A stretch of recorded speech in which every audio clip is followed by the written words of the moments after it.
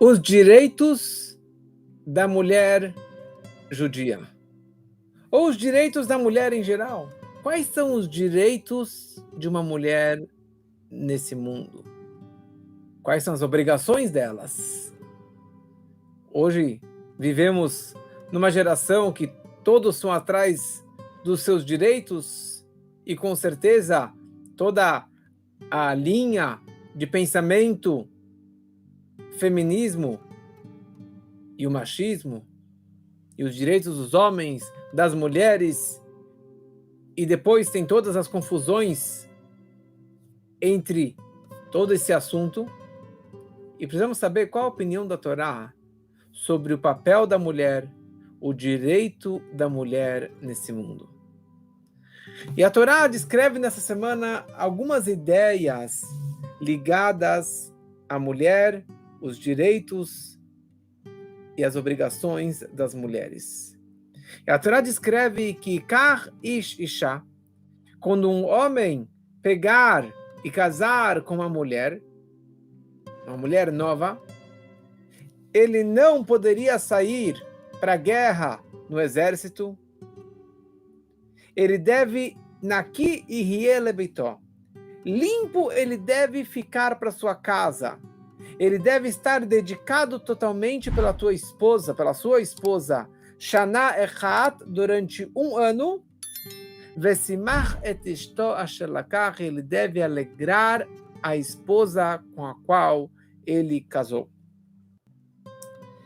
Primeira coisa, essa ideia que a Torá ordena o homem se dedicar e alegrar a sua esposa, porque ele está casando com uma mulher, ele está adquirindo ela, que é isso que acontece no palio nupcial, na Chupá, quando que o homem ele consagra a sua esposa, ele adquire a esposa para si, mas a partir daquele momento, ele tem as suas obrigações com a sua esposa. Ele tem que supri-la com comida, roupa e relações maritais. E a Torá fala para que ele possa se dedicar à sua esposa, ele precisa não fazer todos os afazeres normais que ele faria normalmente, não sair para a guerra como que ele faria normalmente, não fazer 1000 viagens. Por isso que o marido tem que pedir permissão para a esposa se ele poderia viajar em geral e principalmente neste primeiro ano. Então aqui a Torá nos ensina sobre a obrigação, a mitzvah de casar homem com mulher, uma obrigação, e a primeira mitzvah da Torá, o primeiro preceito que Deus passou para Adão e Rava no paraíso, pro urevu se multipliquem e sejam frutíferos como os peixes do mar. O rei Davi, o nosso grande rei, David HaMelech, ele tinha uma questão para Deus. Porque ele nos ensinou o poder da tshuvá, do retorno. E ele incentivou que as pessoas fizessem também tshuvá. Então, durante toda a nossa história, muitos dos nossos líderes, eles tiveram uma grande influência sobre o povo para que eles retornassem para o bom caminho. Influenciaram as pessoas e as grandes massas que tivessem boa educação, boas escolas, bons estudos para milhares e milhares de pessoas. Sobre essa linha de pensamento, nós podemos colocar o holofote hoje sobre o Rebbe de Lubavitch. Amanhã estou viajando para o Rebbe de Lubavitch com mais de 60 pessoas para passarmos alguns dias especiais lá no Rebbe. E o Rebbe foi o grande líder, o grande revolucionário nos direitos das mulheres e na atenção particular para as mulheres em geral e para as mulheres judias em particular. Em 1952, exatamente 1 ano após o Rebbe ter assumido a liderança do movimento Chabad, o Rebbe criou um grupo chamado Irgun Neshei Ubenot Chabad, o grupo das moças e mulheres de Chabad. E a partir de então, a partir dessa fundação, centenas e milhares de grupos foram criados ao redor do mundo, grupos de mulheres. Qual é o propósito dessa instituição, desse grupo? É que as mulheres se juntassem durante o ano, vários momentos, reuniões e eventos grandes, e muitos desses eventos, sendo que estava lá no bairro do Rebbe, eram feitos na sinagoga do Rebbe no 770, na área dos homens. Então toda a área masculina era esvaziada. Centenas e centenas de moças e mulheres se reuniam lá dentro. O Rebbe falava um discurso especial para as mulheres. E isso aconteceu durante inúmeras vezes durante a liderança do Rebbe. Os homens que queriam escutar o discurso que o Rebbe estava discursando, eles precisavam escutar com o microfone lá para fora, lá na rua, escutar o que o Rebbe estava falando só com as mulheres. Se formos enxergar a nossa história, a história do mundo, a história do mundo judaico, não conhecemos nenhum outro líder que fez discursos e palestras e atividades especialmente para as mulheres. Então isso foi um dos grandes projetos, das grandes revoluções que o Rebbe trouxe no mundo. Nos anos 60, o Rebbe começou a lançar vários projetos. Projeto de tefilim, para colocar tefilim com todos os homens, para cacherizar as casas judias, para ajudar as pessoas, amor ao próximo e assim por diante. E um desses grandes projetos que o Rebbe lançou foi um projeto chamado de Nerot Shabbat Kodesh, Neshek, as velas do Shabbat sagrado, que toda moça e mulher judia precisam acender as velas do Shabbat.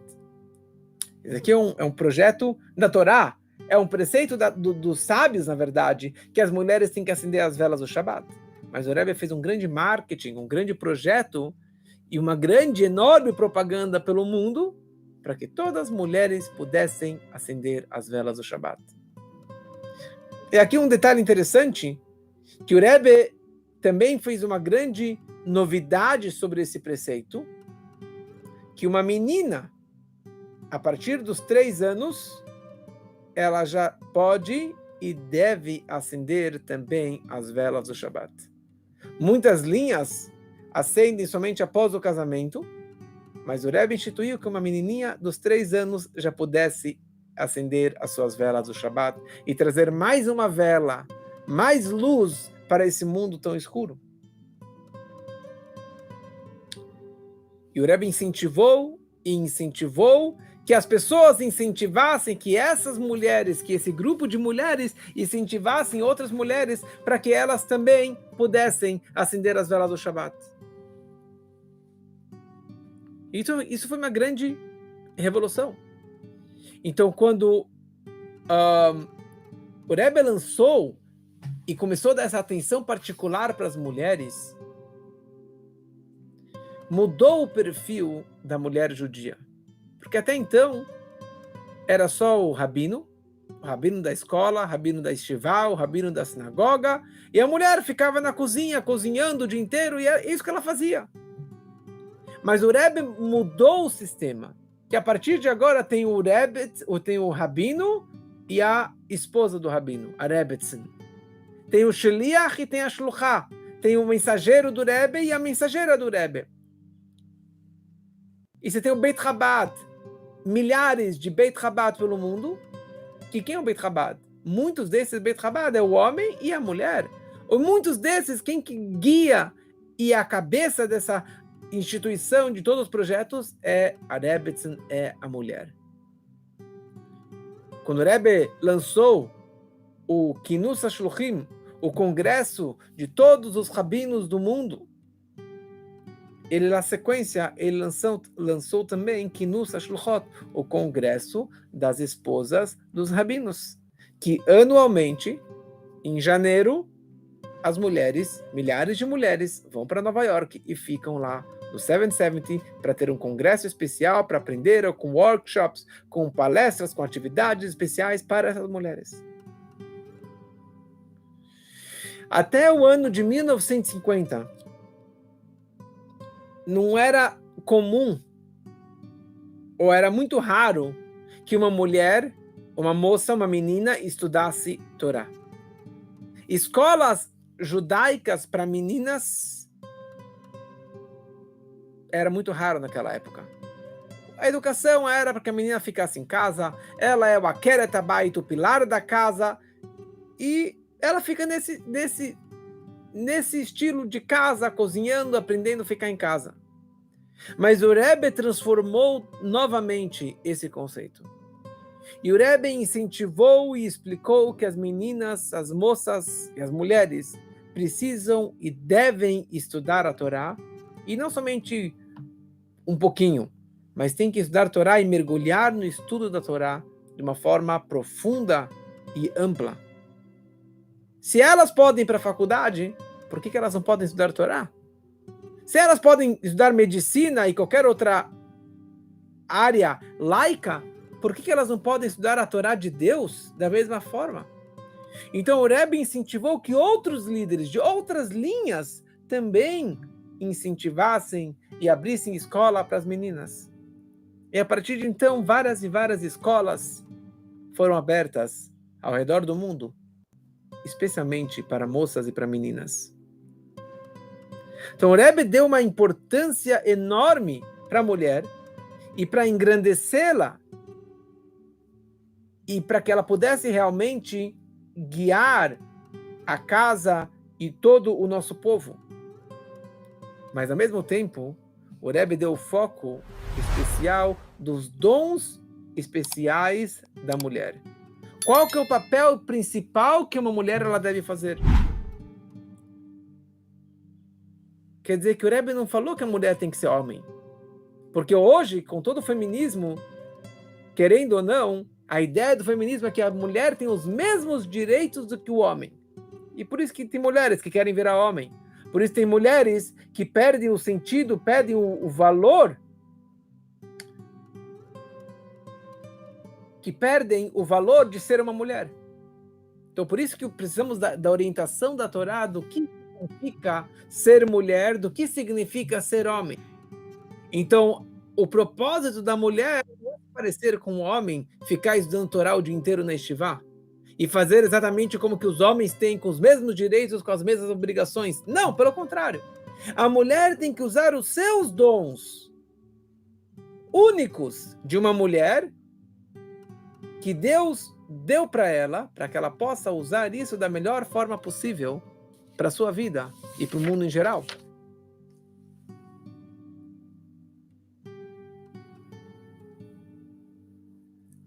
Exatamente isso. As mulheres ensinavam Torá para os filhos pelos feelings, não Torá de conteúdo. O conteúdo da Torá vinha do pai. Por isso que a mitzvah, o preceito de Veshinantam Levanecha, de ensinar os filhos, é a mitzvah do pai ensinar Torá para os filhos. Mas as mulheres passavam mais a educação judaica, os valores judaicos, o calor judaico, o lar judaico. Mas o conteúdo do estudo era passado mais pelo pai. Existe o estudo da Torá e existe o comportamento judaico. E o comportamento judaico tem que ser de uma forma que bechol derachecha da'eyu. Em todos os teus caminhos, você vai conhecê-lo. Nós sabemos que existe o trabalho do estudo da Torá. Através que estuda a Torá, o judeu ele estuda sobre as regras, sobre a história, sobre como se comportar no mundo, no dia a dia. Mais ainda, mais a fundo, através do estudo da Torá, a pessoa ela se conecta com o intelecto do Criador. E essa pessoa se transforma numa pessoa muito mais espiritualizada, muito mais elevada. Agora, o que seria o trabalho de Bechol derachecha da'eyu, em todos os teus caminhos você deve reconhecê-lo. Aqui, essa frase está descrita falando Bechol derachecha, em todos os teus caminhos, Bechol maasecha, em todos os teus atos, os teus feitos, você deve reconhecê-lo.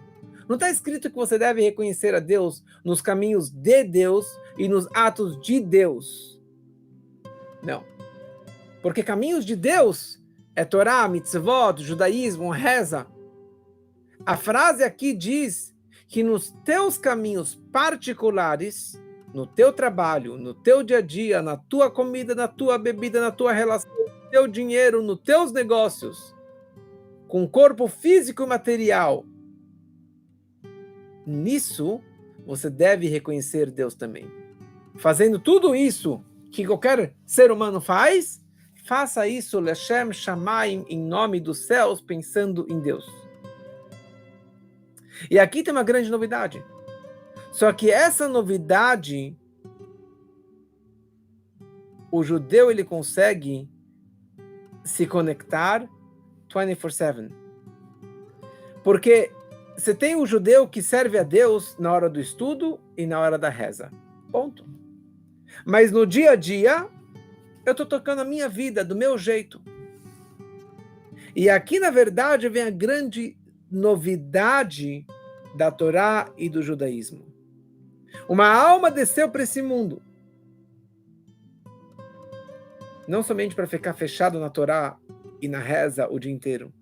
Mas a alma desceu aqui para esse mundo para encontrar Deus no dinheiro, na comida, na bebida, na relação marital, no dia a dia, na relação com o próximo. Em tudo isso, da Eihu você vai conhecê-lo. Nos assuntos materiais e mais banais do dia a dia, nisso você também vai conhecer que existe um Deus. E aqui o Rebbe fala que esse trabalho, essa forma de servir a Deus, podemos notar especialmente nas mulheres judias. Porque o trabalho principal do homem é o estudo da Torá, e o foco principal da mulher é Bechol derachecha da'eyu, em todos os teus caminhos você vai conhecer a Deus.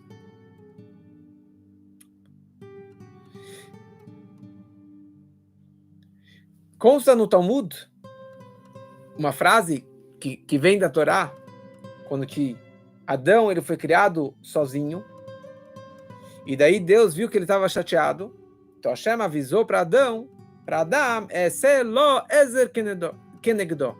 Eu farei para ele um ezer, um parceiro, uma ajuda perante ele. Quer dizer que a mulher que foi criada após o homem, ela veio para ajudar o homem. O que quer dizer que ela veio para ajudar o homem? Fala o Talmud. O homem está no campo e ele ara e ele colhe trigo.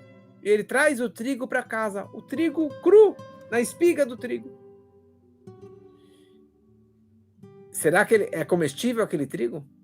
Assim também, se ele trouxe linho para casa, ele não tem como fazer aquele linho, não tem como vestir aquele linho. Vem a mulher e ela moe o trigo e faz a farinha, faz o pão. Vem a mulher e fia o linho e faz uma roupa maravilhosa para o marido. Quer dizer que a mulher, dessa forma, está iluminando a casa e a vida do marido e colocando o marido nos eixos corretos. E é isso que o Eliyahu Hanavi estava conversando com o Rabi Yossi. O profeta Eliyahu, ele vira e explica para o Rabi Yossi o seguinte: o que significa que a mulher ela é a ajuda do homem, a parceira do homem? O que ela tem que o homem não tem? Porque o homem, ele é cru. E o que ele consegue é muito cru. E não é suficiente.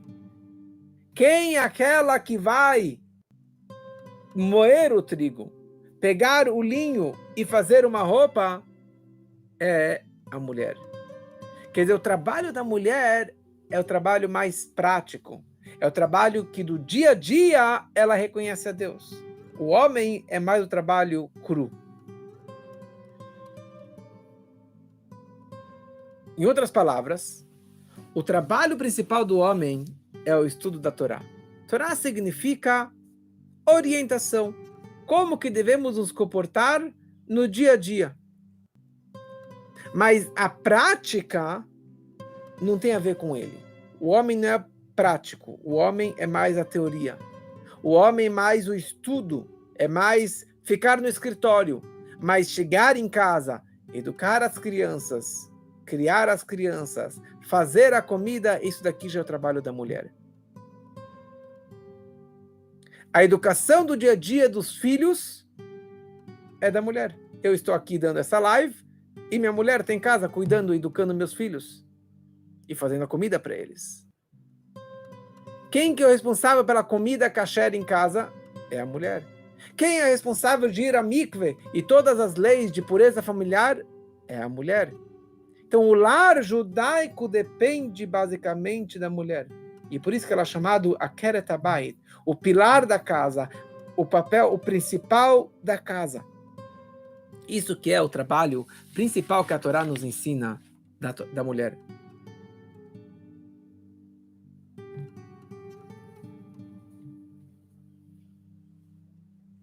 Óbvio que isso aqui não é uma separação absoluta, que os homens estão só na Torá e as mulheres estão só no trabalho, em casa cozinhando. Não é verdade isso, porque tem mulheres que estudam mais do que homens e tem homens que estão mais na educação no dia a dia, mas precisamos saber que a base do judaísmo e a base do casamento funciona dessa forma. O homem, ele está na rua e a mulher está lapidando e trazendo as coisas na prática. A educação na prática, a comida na prática, e pegando aquele trigo e aquele homem tão bruto e lapidando o marido e ajudando o marido para que ele possa ser uma pessoa melhor.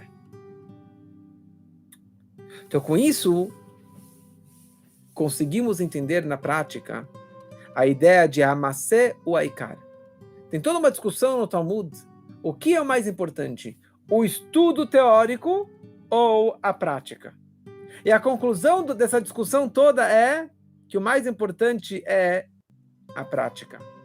É a prática. Você levar todo o estudo, toda a teoria na prática. E quem que recebeu essa missão? A mulher, não o homem. A mulher, não o homem.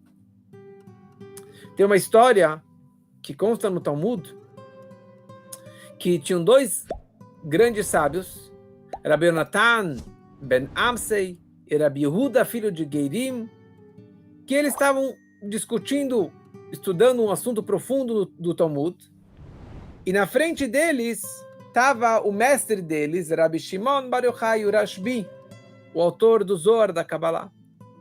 Então Rabbi Shimon Bar Yochai vira para o seu filho, Rabbi Elazar, que ficou com ele 13 anos na caverna. Ele falou, olha, esses homens aqui são dois grandes homens. Vá e peça deles uma bênção. E ele viu, ele chegou lá, ele percebeu que os dois estavam discutindo. Qual que era a discussão entre eles? A discussão entre eles era o seguinte: qual é a importância da Torá? Um versículo na Torá nós aprendemos que a Torá é a coisa mais importante da vida do homem. Acima de tudo, de todo mundano, assuntos mundanos, e acima das mitzvot, dos preceitos, da ajuda ao próximo. Ou seja, a Torá é a coisa mais importante. E de um outro versículo, dá para aprender que a Torá realmente é a coisa mais importante, e menos das mitzvot. Então, como que fica essa questão? Então, ele fala o seguinte: depende o tipo da mitzvah, depende o tipo de preceito que a pessoa está prestes a cumprir. Se é uma mitzvah naset alei acherim, se é um preceito, algo que outras pessoas podem fazer por mim, então o estudo da Torá é a coisa mais importante.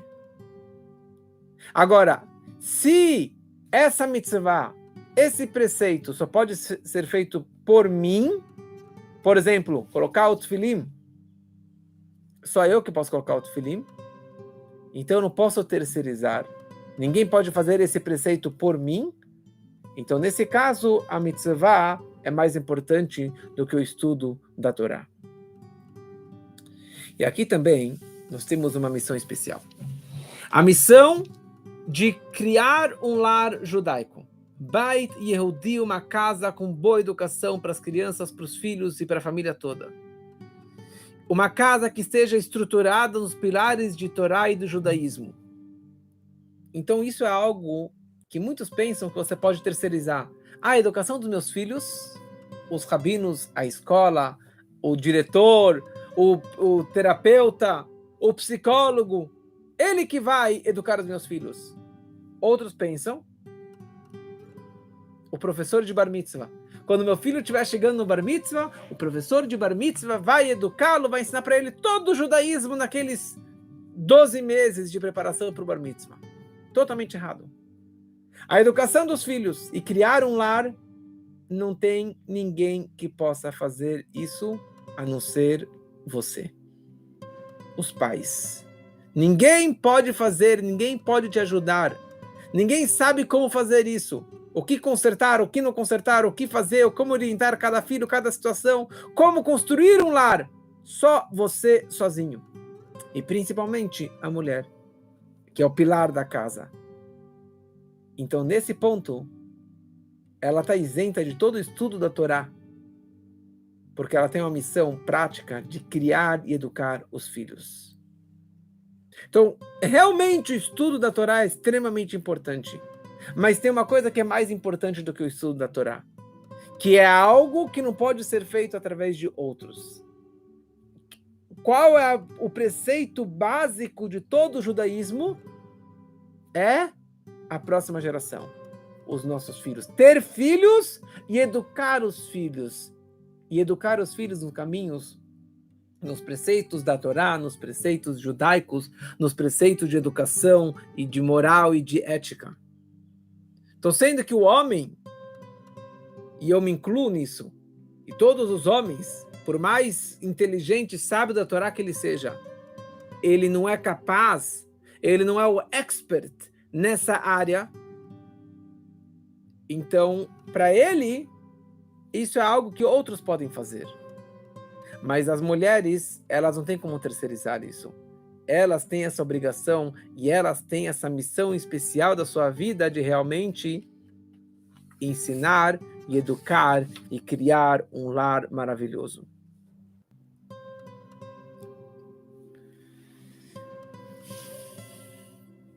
E aqui o Rebbe explica para a gente uma coisa muito interessante. Eshet Chayil Ateret Bala. Uma mulher virtuosa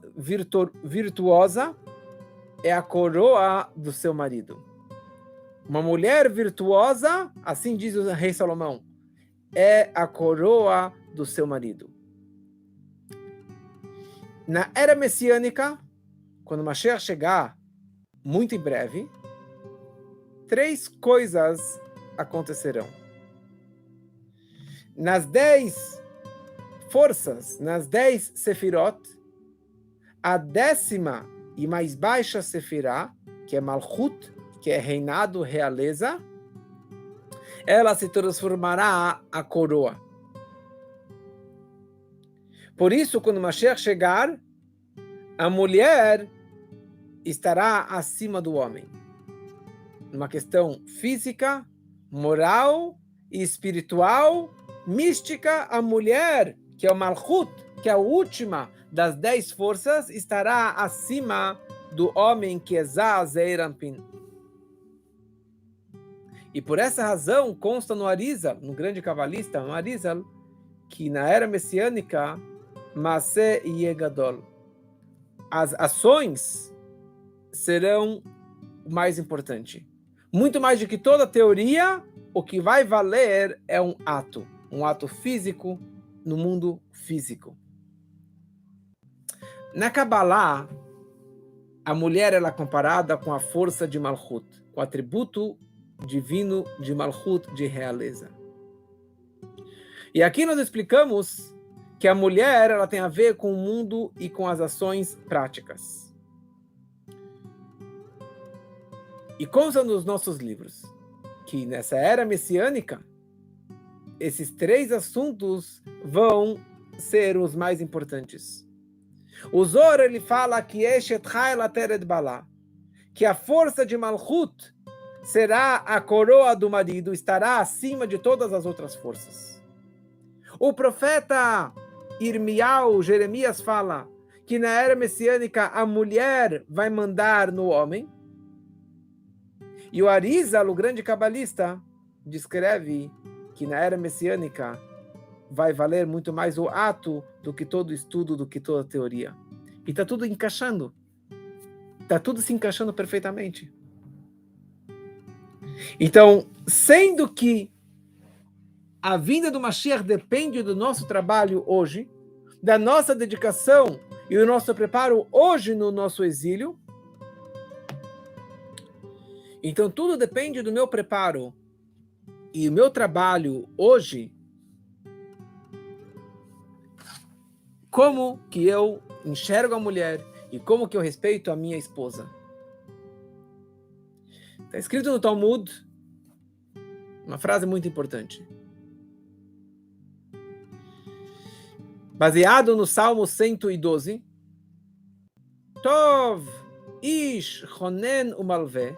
É bom um homem misericordioso que pega empréstimo, que ele sustenta as suas palavras com justiça. E o Talmud escreve no nome de Rav Avira, o que significa isso?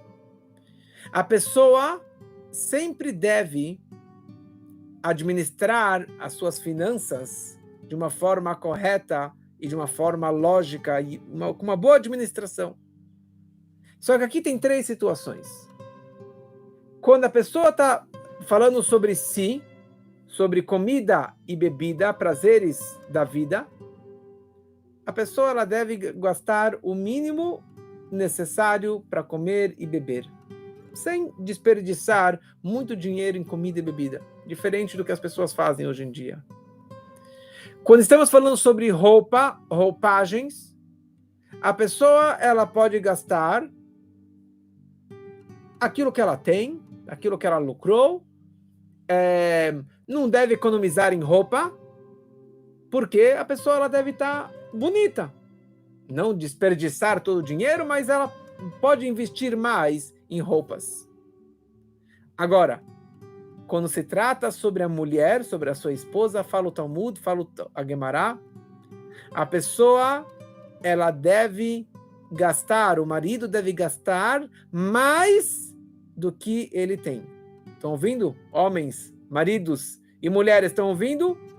O homem deve gastar a mais daquilo que ele tem. Se a pessoa está negativo no banco, pegue o empréstimo para você alegrar a tua esposa. Para ela ter uma roupa bonita, uma joia bonita, aquilo que ela precisa, porque nisso não tem desconto. Para a tua roupa, ok. Para a tua comida, ok.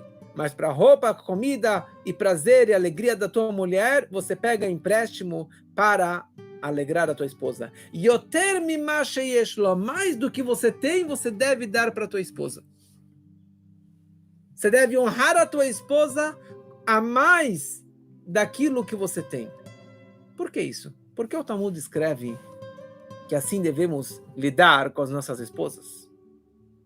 Então, se a Torá nos ensina isso, então, a primeira coisa, com certeza que a mulher merece esse kavod, essa honra, porque se a mulher não merecesse essa honra, não seria estipulado a obrigação de eu me matar para pegar um empréstimo para dar para ela. Então, com certeza que ela merece. Então, talvez tudo aquilo que eu tenho não seja suficiente para ela. Então, vá, pega um empréstimo, se vire para você dar para ela aquilo que ela precisa. Mais do que você precisa, mais do que você tem, você deve dar para ela. Sabe por que assim funciona? Assim funciona porque na parte mais profunda da Torá, na parte mais mística, isso que vai acontecer e vai se revelar muito em breve na vinda do Mashiach, na redenção. Nekevá tesovev gever, a mulher estará acima do homem. E agora, na verdade, já estamos nos preparando para essa era messiânica. E sendo que a maioria do trabalho e do comportamento da casa depende do pilar da casa, que é a mulher, que ela é a parceira do homem, que foi criada como parceira para o homem, quer dizer que o homem não tem força por si só de administrar a sua vida. Deus criou a mulher para ajudá-lo. Então, todas as forças que ele tem é para ajudá-la. E as forças que ela tem são forças maiores do que ele tem. Então você tem que dar mais para ela do que você dá para você. Você tem que dar mais respeito, mais amor, mais dinheiro, mais roupa, mais joias do que você dá para você mesmo. Olha só o que a Torá nos ensina. A Torá cobra do marido de dar para sua mulher um nível de vida além da sua capacidade. Porque a honra que ela merece pela Kabbalah, pelo judaísmo, é enorme. Então, por isso que nós vemos agora que o fato é que as mulheres entendem muito mais coisas do que os homens, principalmente de como administrar uma casa, de como educar os filhos, de como de fazer uma comida, porque elas receberam um dom, ou vários dons, muito acima, muito maiores do que o homem. Então, por isso que o homem tem que respeitar lá, muito além do que ele se respeita, e muito além da sua capacidade. E é isso que aconteceu, na verdade, também, no momento da outorga da Torá no Monte Sinai. Quando que Deus estava falando com Moisés no Monte Sinai, Hashem, ele fala para Moshe a seguinte declaração: Kotomar lebeit Yaakov vetaged libnei Israel. Primeiro você deve falar com as mulheres e depois você fala com os homens. Primeiro você fala com as mulheres que elas são mais ligeiras, e elas são pioneiras. E depois para os homens você passa todos os detalhes. Porque Deus reconheceu o poder e a força, a inteligência, a capacidade das mulheres. Então Deus falou, vai falar primeiro com as mulheres e depois você fala com os homens. E só após as mulheres terem aceito receber a Torá no Monte Sinai, só depois que Moshe foi falar com os homens. Porque as mulheres é aquelas que têm a capacidade e o poder de receber a Torá e de passar para os filhos, e de criar um lar judaico, de passar o judaísmo para a próxima geração. E essa que é a grande novidade da nossa geração, que estamos prestes a receber a vinda do Mashiach. Fala o grande cabalista Arizal que existe um conceito que se chama reencarnação. Gilgulim. Uma alma, todas as nossas almas não estão aqui de primeira vez, já vieram aqui inúmeras vezes. E praticamente nenhuma das nossas almas hoje é a primeira viagem. Já estiveram em outras vidas, em outras viagens, e vieram para cá para fazer uma outra missão que ainda não cumpriram na outra jornada. Então fala o grande cabalista Arizal que uma alma desce para o mundo para cumprir uma missão específica. Se ela não cumpriu a sua missão na primeira vida e deu um problema naquela vida, ela fez alguma coisa de errado, ela pode ser que ela vai voltar novamente para o mundo e vai ter mais uma oportunidade de cumprir aquela missão que ela falhou na primeira vida, ou de concretizar ou consertar algo que ela falhou na primeira vida. Isso chama Gilgul, essa reencarnação. Fala o Arizal que a nossa geração, que é a última geração do exílio e a geração que vai receber a vinda do Mashiach, é uma reencarnação da geração do deserto que saiu do Egito e recebeu a Torá no Monte Sinai, no deserto. E por essa razão, as mulheres são as que comandam e que mandam as nossas vidas hoje em dia. Vamos voltar lá para trás. 3.330 e poucos anos atrás. No bezerro de ouro. Os judeus pecaram no bezerro de ouro. Todos os homens estavam conectados com o pecado do bezerro de ouro. Quem que incentivou isso foi o Erev Rav, aquela mistura de povos de outras nações, mas nenhum dos homens advertiram e brigaram e impediram que fizessem um bezerro de ouro. Já as mulheres, então, já que eles não impediram, não advertiram, eles têm uma participação no bezerro de ouro. Já os homens, quando foram pedir para as mulheres as joias, os brincos, os colares para fazerem o bezerro de ouro, as mulheres começaram a bater e gritar e xingar os maridos, falando: vocês estão loucos, vocês querem fazer um bezerro de ouro, idolatria? E eles foram embora. Então elas gritaram e elas foram contra tudo isso e recusaram. Então os homens da nossa geração são uma reencarnação dos homens que participaram diretamente ou indiretamente do bezerro de ouro, e as mulheres são uma reencarnação daquela geração. Então, da mesma forma que na hora do Matan Torá, da Torá e da Torá, e a construção do templo, e depois eles entrando em Israel, através de Moshe, sendo levado por Moshe no deserto, tinha essa grande vantagem das mulheres, e principalmente na história, na continuação da história, aquelas moças, as filhas de Tzlofchad, as 5 filhas de Tzlofchad, que elas eram apaixonadas por Israel. Elas queriam entrar em Israel, e toda aquela discussão do lote de terra, da divisão, que eu dei uma aula um tempo atrás sobre isso. Então aqui de novo a gente vê a grandeza e a superioridade que as mulheres têm em relação aos homens. E assim também em relação às mulheres da nossa geração. As mulheres de hoje, elas têm dom em geral, mas não só para ser um CEO de uma empresa, de abrir uma mega empresa, de ter mais dinheiro do que o marido, como que conhecemos várias mulheres que têm mais dinheiro do que o marido. Não tem problema nenhum nisso. Mas ela tem que saber que ela tem um papel. E o papel principal da mulher é ser mãe, e de ser esposa, e de incentivar o marido a estudar Torá, incentivar o marido de dar mais doação e mais tzedakah e ajudar o próximo.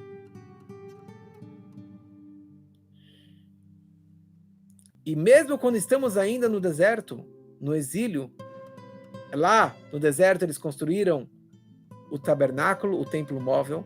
E aliás, as primeiras doadoras do templo foram as mulheres, elas deram seus espelhos preciosos, que era a joia tão mais preciosa que elas tinham.